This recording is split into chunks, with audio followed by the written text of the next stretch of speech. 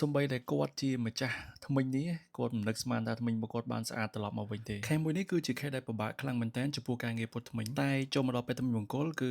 គ្មានបញ្ហានោះទេពួកយើងនៅតែអាចកំដរគាត់បានជានិច្ចតែម្ដងទោះជាខេសនោះពិបាកខ្លាំងប៉ុណ្ណាក៏ដោយខេសនេះគេ open buy ហើយគាត់បិទមាត់អត់ចិត្តទេគាត់ខាំគាត់ទៅពីចំណីអាហារគឺអត់កើតតែម្ដងគាត់បានប្រាប់ខ្ញុំហើយថាមូលហេតុដែលថ្មិញគាត់មកបែបហ្នឹងគឺដោយសារតែគាត់ចូលចិត្តបៀមមេដៃពេកកាលពីក្មេងអញ្ចឹងឆ្លៀតផ្ដាំផ្ញើមួយទៅឪពុកម្ដាយសូមកុំឲ្យកូនបៀមដៃខ្លាំងពេកខ្លាចដូចខេសគាត់ត្រឡប់មកវិញខេសគាត់គឺមានថ្មិញខ្លះបជ្រោះអត់ត្រង់ជួរទេហើយថ្មិញខ្លះក៏ខូចខាតខ្លះដែរតែមិនអីទេថ្មិញណាដែលខូចគឺយើងដកវាចេញតែម្ដងហើយយើងធ្វើការបិទចន្លោះនៅកន្លែងដែលយើងដកចេញហ្នឹង18ខែឬក៏មួយឆ្នាំកន្លះក្រោយមកគឺលទ្ធផលគឺបានប៉ុណ្ណឹងគាត់ធ្លាប់តែទៅណាមកណាចំហមាត់បែរជាបិទមាត់ចិត្តស្អាតឡើងវិញទៅពីចំណីអាហារក៏បានស្រួលដែរហើយបច្ចុប្បន្ននេះគាត់បិទមាត់អត់ចិត្តដែរគឺដោយសារតែគាត់ញញឹមខ្លាំងពេកដល់ទៅពេលបានថ្មិញខ្លួនឯងស្អាតទៅណាមកណាគឺញញឹមរហូតហើយនិយាយពីកញ្ចក់វិញគឺតាមកាបូបជាប់ជានិច្ចតែម្ដង